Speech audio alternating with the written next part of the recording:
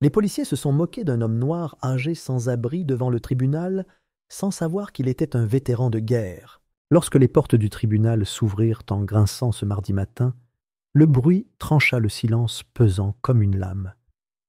Les têtes se tournèrent à l'unisson, les coups se tendirent, des murmures se nouèrent dans la gorge, tandis que la silhouette franchissait le seuil. Il avançait lentement, non par hésitation, mais à cause des années qui l'avaient usé comme les semelles de ses chaussures inégales. Son manteau, long et effiloché à l'ourlet, claquait légèrement à chaque pas, rapiécé de tissus dépareillés, du velours côtelé ici, du denain là, des coutures telles des cicatrices sur le tissu. Sa démarche était lourde, sa chaussure gauche traînant légèrement avec un claquement sourd qui résonnait irrégulièrement contre le carrelage en marbre, annonçant chaque centimètre de sa progression. Une canne aurait pu l'aider, mais il ne portait rien. Il supportait son poids et sa douleur comme il supportait tout le reste, silencieusement, obstinément et sans excuse. C'était un homme noir, âgé, voûté, inconnu pour la plupart, et pourtant quelque peu familier.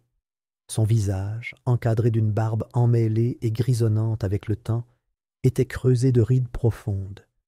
Pas seulement celles de l'âge, mais celles plus profondes du chagrin, des batailles livrées, des nuits passées sous les ponts et derrière les poubelles.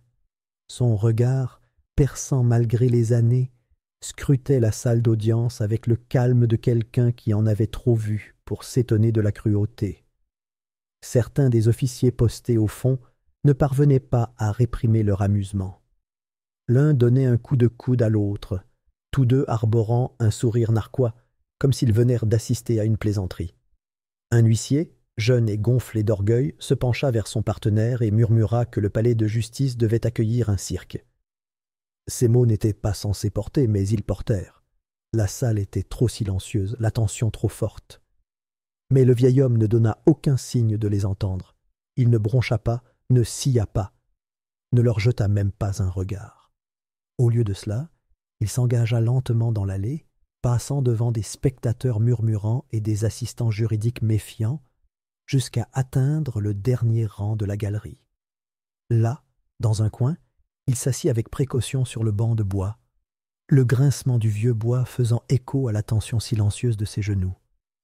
Il s'appelait Elijah Kane, et bien que personne dans la salle ne semblait le reconnaître, ce n'était pas un témoin ordinaire. Il n'était pas là pour attirer l'attention, ni pour se racheter. Il n'était pas venu pour lui-même, mais pour un garçon, le fils de quelqu'un d'autre, qui était maintenant assis, enchaîné à la table de la défense, sa jeunesse engloutie par le poids étouffant des accusations de l'accusation. Tyrese Langston, 17 ans, à peine un homme, mais déjà condamné par l'opinion publique. Il restait assis, immobile, les poignets enchaînés à la taille, les yeux baissés, sa combinaison orange trop grande noyait sa silhouette frêle. Le procureur n'avait même pas commencé son réquisitoire que la ville le croyait déjà coupable. Le titre avait été diffusé pendant 3 jours d'affilée sur toutes les chaînes locales. Le conseiller municipal Keller tué dans une ruelle, un membre d'un gang de jeunes arrêté. Personne n'avait mentionné qu'aucune arme n'avait été retrouvée, aucun mobile prouvé, aucun témoignage oculaire. Tout ce qu'ils avaient, c'était que Thérèse avait été découvert accroupi derrière une benne à ordures, tremblant, portant un sweat à capuche trempé par l'éclatement d'une canalisation d'eau au-dessus. Cela, et le fait qu'il était noir, originaire d'Eastwood Heights et pauvre. Le conseiller municipal Gerald Keller avait été retrouvé à quelques mètres de là, son sang coulant comme de l'encre autour de lui. Personnalité éminente, profondément enracinée dans les cercles de la vieille bourgeoisie de la ville, Keller s'était fait un nom en luttant contre la criminalité, en particulier celle associée à des quartiers comme Eastwood. Pour ses partisans, il était un lion. Pour beaucoup d'autres, surtout à Eastwood, il était une ombre, le genre de personne qui suivait même en plein jour. L'affaire aurait dû être classée sans appel, et elle l'a presque été, jusqu'à l'intervention d'André Rourke. André, un jeune avocat commis d'office à peine sorti de la faculté de droit depuis 3 ans, avait choisi le dossier de Thirez au hasard. Frais et idéaliste, il était habitué aux dossiers surchargés, aux marathons de recherche nocturnes et aux clients qui savaient qu'il ne fallait pas espérer de miracle. Mais quelque chose chez Thirez l'avait arrêté. Peut-être était-ce le silence du garçon lors de l'admission, non pas provocateur mais renfermé, comme s'il avait vu quelque chose qu'il ne pouvait décrire par des mots. Ou peut-être étaient-ce les ecchymoses sur son cou, légères mais évidentes, que le rapport d'arrestation omettait de mentionner. Quoi qu'il en soit, André s'était penché là où la plupart des autres auraient baissé les bras. Son enquête avait commencé discrètement. Vérification des antécédents, demande d'interrogatoire, visite sur les lieux. Ce qu'il avait découvert, ou plutôt ce qu'il n'avait pas découvert, l'avait perturbé. L'absence de preuves médico-légales, l'absence de sang sur les vêtements de Thirez. Le timing ne correspondait pas. Puis, tard dans la nuit, en parcourant les images des caméras de sécurité situées à proximité, André avait découvert quelque chose. Un clip de 3 secondes, granuleux et saccadé, filmé par l'objectif d'une ruelle d'une épicerie. Il ne montrait pas le moment du crime, mais juste avant, un homme en uniforme, bleu de la police, badge scintillant, sortant d'un pas rapide de la ruelle où le corps de Keller serait retrouvé quelques minutes plus tard. André a déposé la vidéo comme pièce à conviction. Cette même nuit, quelqu'un a défoncé la porte de son appartement. Rien de volé, juste des papiers jetés partout, des tiroirs vidés, le contenu de son ordinateur effacé.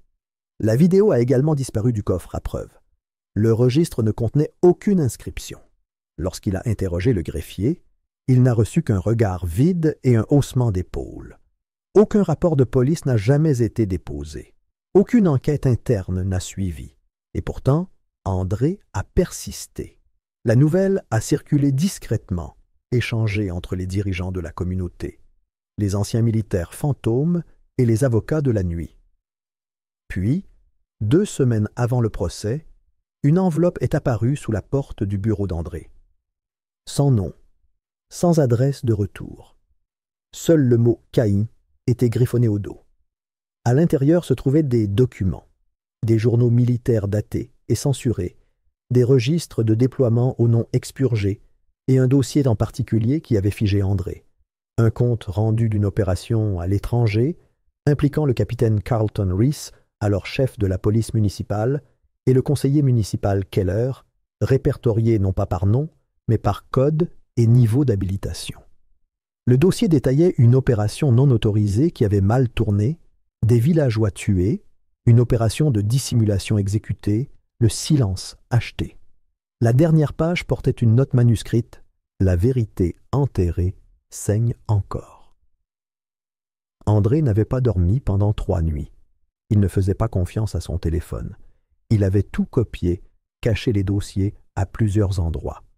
Puis, il avait demandé une assignation à comparaître pour un homme qu'il n'avait jamais rencontré, à qui il n'avait jamais parlé. Un seul nom, Elijah Kane. Il n'était pas sûr que Kane se présenterait, mais il était là. La salle d'audience bourdonnait doucement lorsque la juge Myra Ellison entra, sa robe traînant comme une ombre derrière elle. C'était une femme de la vieille école, pragmatique, du genre à maintenir l'ordre sans toujours courir après la justice. Elle jeta un coup d'œil vers la galerie, s'arrêtant à peine un instant pour observer Kane. Peut-être se souvenait-elle du nom de la requête. Peut-être pas. Le procès commença, l'accusation exposant sa version des faits comme une arme bien rangée. Thirez, le produit violent d'un quartier violent, s'en prenant à un symbole d'autorité. Il n'y avait pas d'empreinte digitale, mais des déclarations de moralité. Pas de preuves vidéo, mais beaucoup de gros titres. André resta assis pendant tout ce temps, calme mais replié sur lui-même. Ses notes étaient déjà gravées dans sa tête. Il avait prévu des questions. Il connaissait le jeu.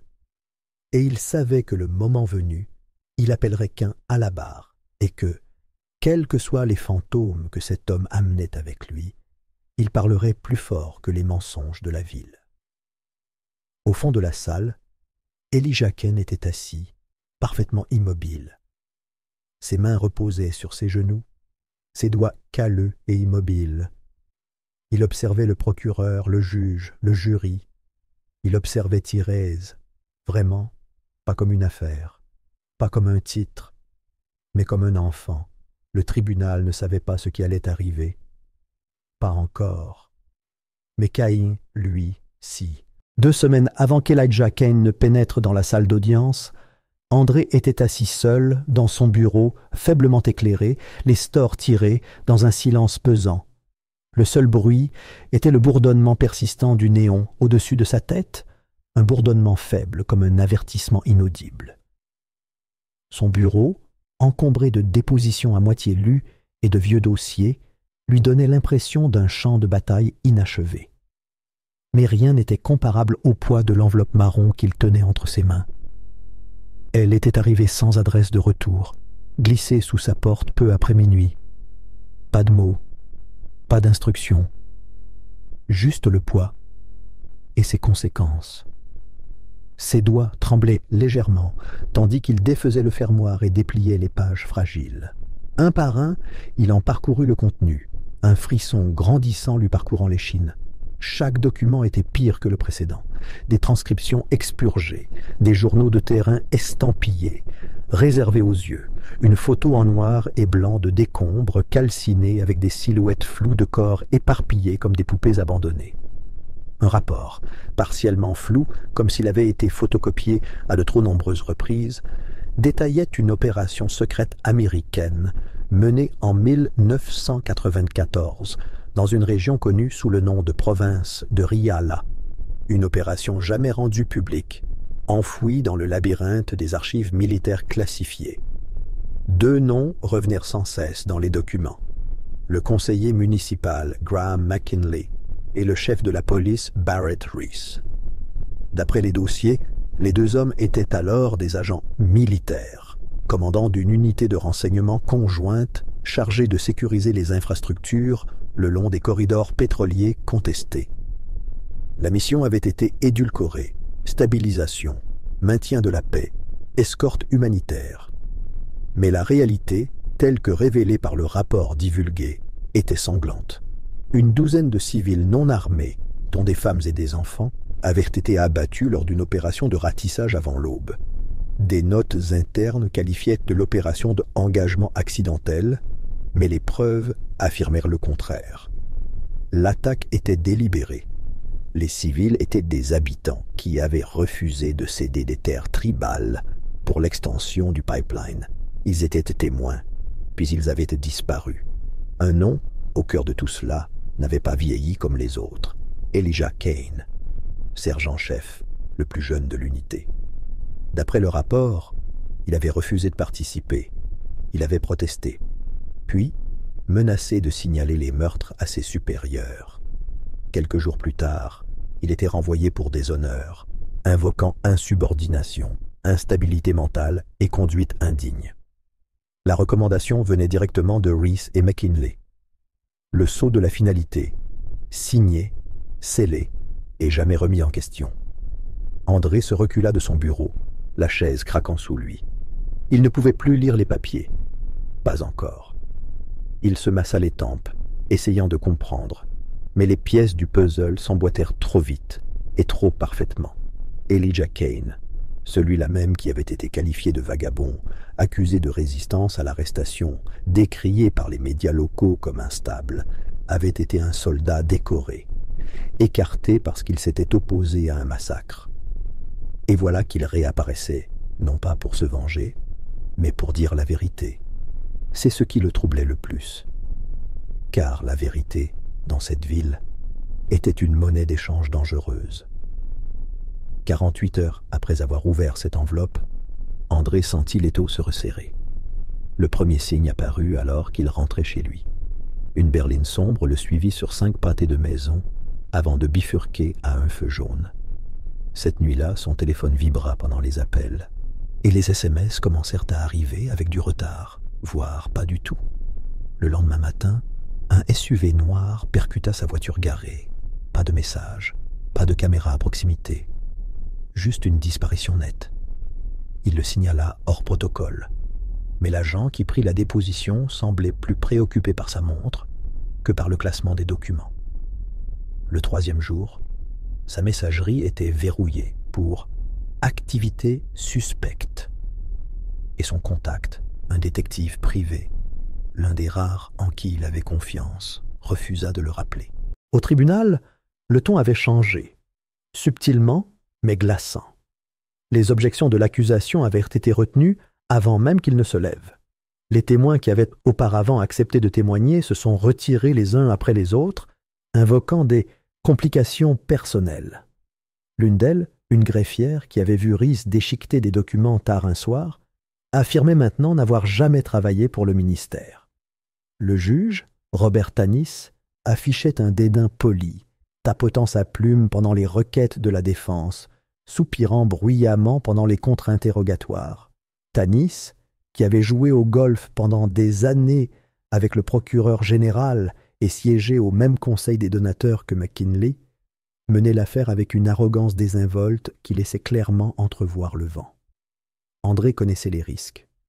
Mais lorsque Kane entra dans le palais de justice, mal rasé, légèrement voûté sous le poids des années et des souvenirs, quelque chose changea. Non pas dans la salle, mais en André lui-même, parce que la vérité était entrée, enveloppée de douleurs, de cicatrices et de silence, et refusait de détourner le regard. Quand vint le moment d'appeler Kane à la barre, la salle d'audience résonna comme un chœur de mépris. Des ricanements résonnèrent sur les colonnes de marbre. Un officier ricana bruyamment.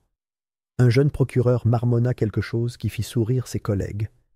Le juge Tanis ne leva même pas les yeux lorsqu'André déposa la requête. Elle était tamponnée, notée et jetée de côté. L'huissier s'éclaircit bruyamment la gorge, s'adressant à Kane avec une formalité exagérée, lui demandant ses références comme s'il lisait un script destiné à humilier. Kane ne broncha pas. Il s'avança, les mains burinées, son manteau effiloché au poignet, et déposa un simple morceau de papier froissé sur le bureau des témoins. Sa voix, bien que basse, portait une densité à laquelle la salle ne s'était pas préparée. Il se présenta, sergent-chef, 3e bataillon, armée américaine, unité de reconnaissance du désert. Il remarqua la Silver Star, sa distinction pour bravoure sous le feu ennemi, puis la révocation déshonorante, pour refus d'obtempérer à une ordonnance illégale. Des rires éclatèrent de nouveau, plus forts cette fois, enhardis par l'indifférence du juge. Tanis ajusta ses lunettes, feignant le désintérêt, tapotant le banc du poing. Cain attendit le silence, puis, lentement, il plongea la main dans son manteau. La salle d'audience se figea, non pas de menace, mais d'incertitude. Ce qui en sortit n'était pas une arme, mais une médaille ternie par le temps, suivie d'une plaque d'identité marquée par des balles.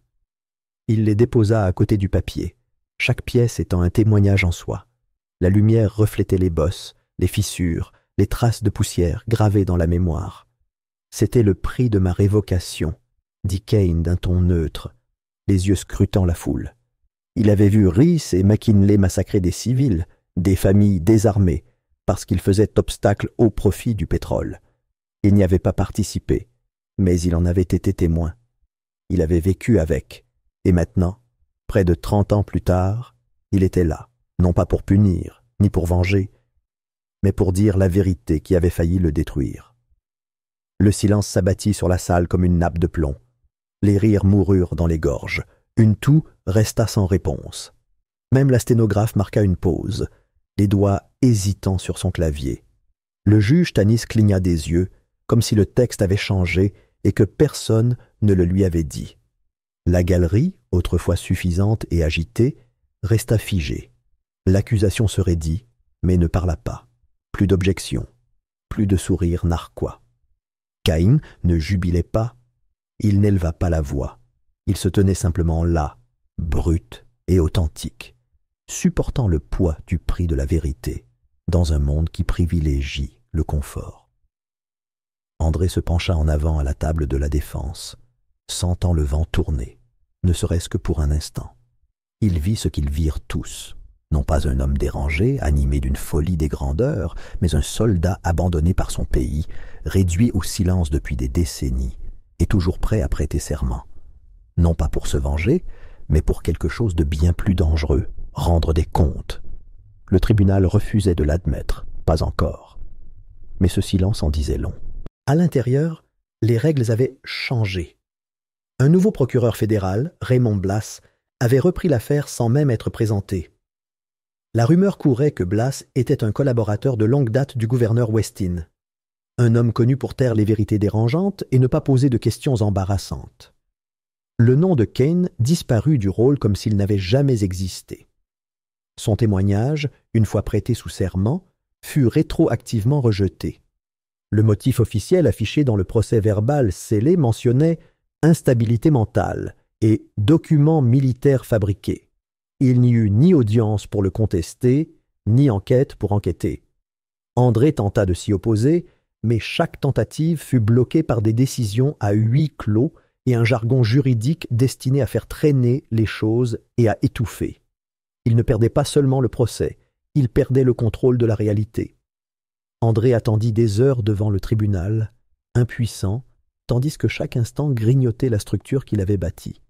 La vérité, qui semblait à portée de main la veille seulement, se dissipait désormais comme une brume. Ses appels à Kane restèrent sans réponse. Son numéro fut soudainement coupé.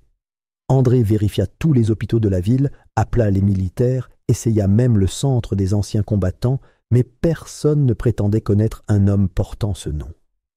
C'était comme si Kane avait été effacé. Mais Kane n'en avait pas fini. Tard dans la nuit, tandis que les lampadaires vacillaient sur les trottoirs fissurés et que la ville s'endormait, Kane se faufila dans l'ombre comme un homme entraîné à disparaître. Il se faufila dans une ruelle étroite entre deux devantures abandonnées où les seuls bruits étaient le bourdonnement sourd des néons et le grondement lointain d'une rame de métro. Là, attendant sous une lampe vacillante, se tenait Preston Miles, affalé, les mains dans les poches d'un uniforme de concierge usé au poignet. Ses cheveux étaient grisonnants et sa posture portait la lourdeur tranquille d'un homme qui avait autrefois commandé des hommes dans des déserts étrangers, mais qui maintenant lavait les sols en marbre sous des portraits dorés. Ils se saluèrent sans un mot, seulement d'un lent hochement de tête. Preston ouvrit le sac qu'il portait et lui tendit une pile de documents scellés. Les dossiers de déploiement originaux de Caen, des notes de mission authentifiées, des rapports d'opération enregistrés par des moyens cryptés pendant la guerre. Il les avait cachés, enfouis sous les faux plafonds de l'hôtel de ville, pendant plus de 10 ans. Il avait toujours su qu'un jour viendrait où il serait nécessaire. Quand André rentra à son appartement ce soir-là, son corps s'affaissa sous le poids des questions sans réponse. Il trouva l'enveloppe sur le pas de sa porte, non marquée, enveloppée dans du papier kraft épais, scellée avec du ruban adhésif. À l'intérieur, une clé USB, un classeur en papier kraft, une simple note, la vérité survit.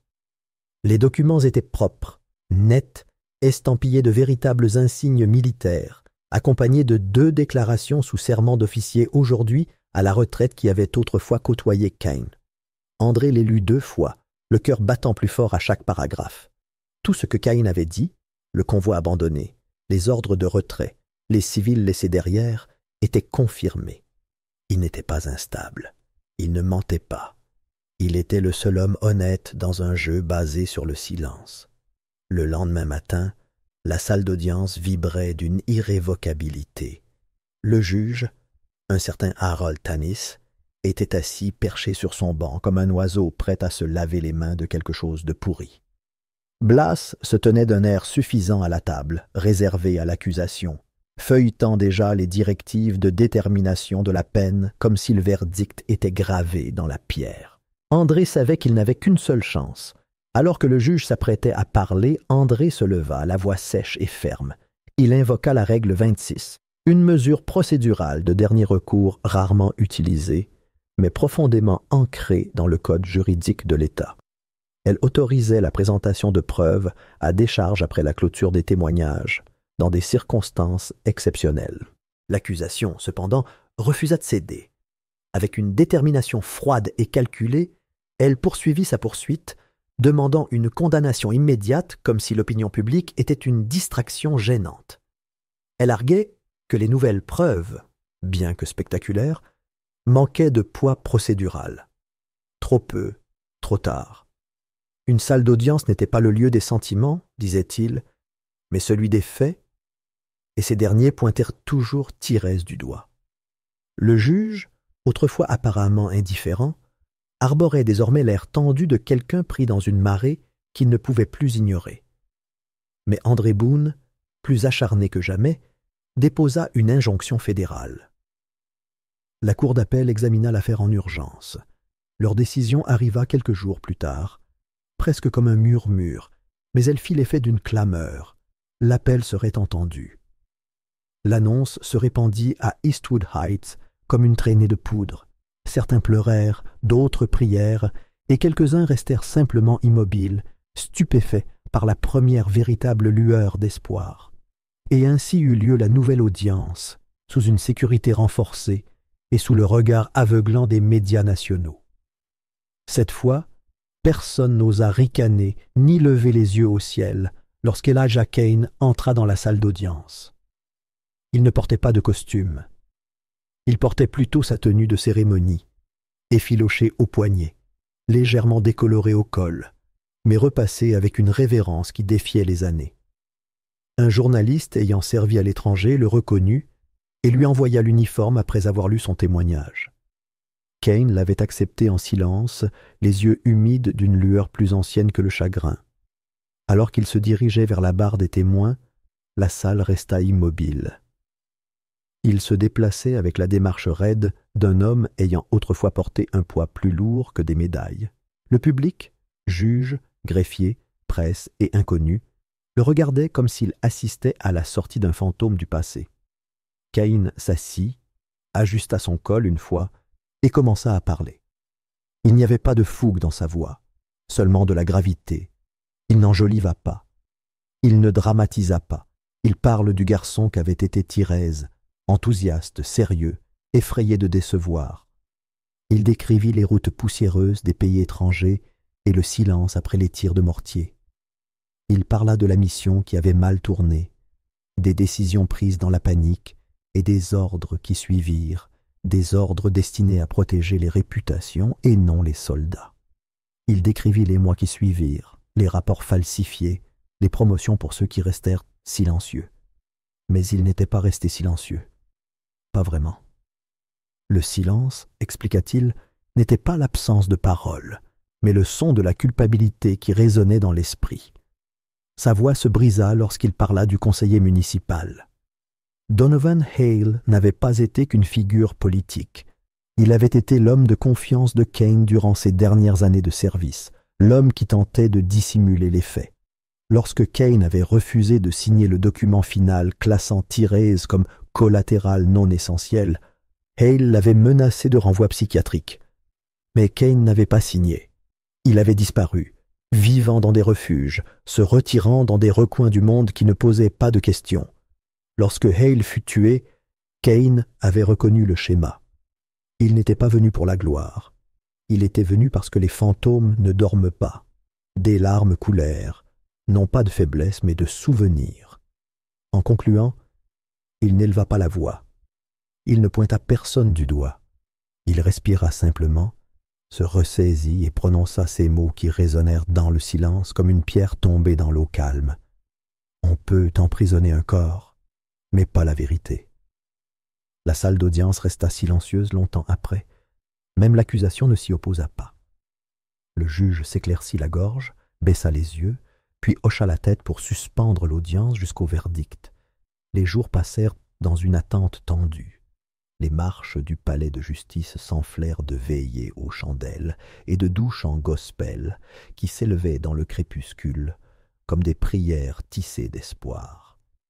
André Boone passa ses nuits à examiner les dossiers, arpentant les couloirs sombres de son bureau, sachant qu'aucune stratégie juridique ne pourrait surpasser celle de Kane. La vérité, enfin dite, avait un poids qu'aucun tribunal ne pouvait nier. Et puis le jour J arriva.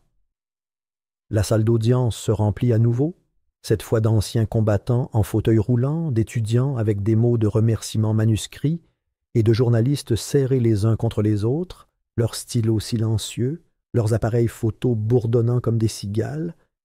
Therese Langston resta assis, immobile, le visage plus âgé que son âge. André posa une main sur son épaule, sans rien murmurer, juste pour le soutenir. Le juge entra avec une raideur qui trahissait l'attention. Le président du jury se leva.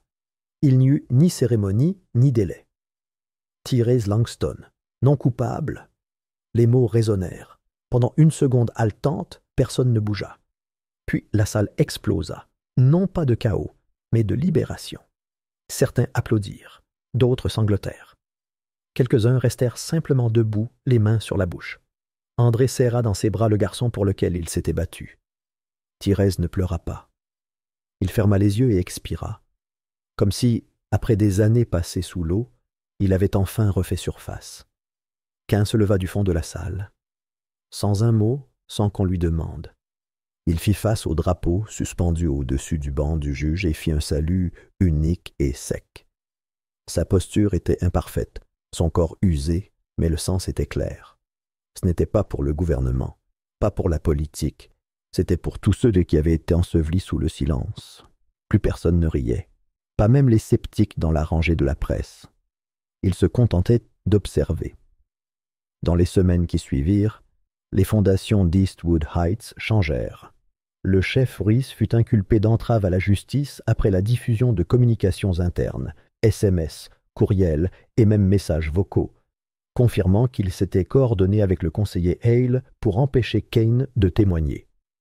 Le maire, dont les déclarations devenaient de plus en plus vagues, présenta des excuses télévisées que beaucoup jugèrent insuffisantes et trop tardives. Le procureur général, qui avait discrètement déconseillé l'injonction à huis clos, démissionna sans conférence de presse. Thérèse sortit du tribunal libre, mais pas inchangée. Le monde connaissait désormais son nom. On l'avait dépeint comme un méchant, puis comme une victime, et maintenant comme quelque chose de plus difficile à définir. Certains le qualifiaient de survivant, d'autres de symbole. Mais Thérèse ne voulait être ni l'un ni l'autre. Il retourna au calme de son quartier, sur le porche délavé où sa mère lui avait dit un jour « Que la vérité soit ton armure ». Il trouva du travail dans un centre communautaire local où des garçons qui avaient autrefois craint les uniformes le regardaient désormais avec une admiration méfiante. Et Caïn, il disparut à nouveau, non pas dans la honte, ni dans la clandestinité, mais dans le giron des lieux oubliés qu'il avait toujours connus. Certains disaient qu'il était retourné au refuge, d'autres pensaient qu'il avait quitté la ville, mais personne ne le savait vraiment. Puis, des mois plus tard, par une froide matinée de novembre, une plaque de bronze apparut à l'entrée du refuge pour vétérans d'Eastwood Heights. Personne ne vit qui l'avait apposée. Le personnel affirma qu'elle n'avait pas été commandée, mais il était là, fixé avec des vies minutieuses, polies à la main. Sergent-chef Elijah Kane, il n'a jamais oublié. Nous non plus. Les gens s'arrêtèrent pour le lire. Certains saluèrent. D'autres déposèrent des fleurs, des pièces de monnaie ou des mots manuscrits. Quelques-uns restèrent simplement debout, la tête baissée, non pas en signe de deuil, mais de gratitude. Dans une ville autrefois déchirée par le silence et la suspicion, la vérité d'un soldat avait transformé un procès en règlement de compte. Et même si l'uniforme qu'il portait était usé et délavé, l'histoire qu'il véhiculait ne le serait pas.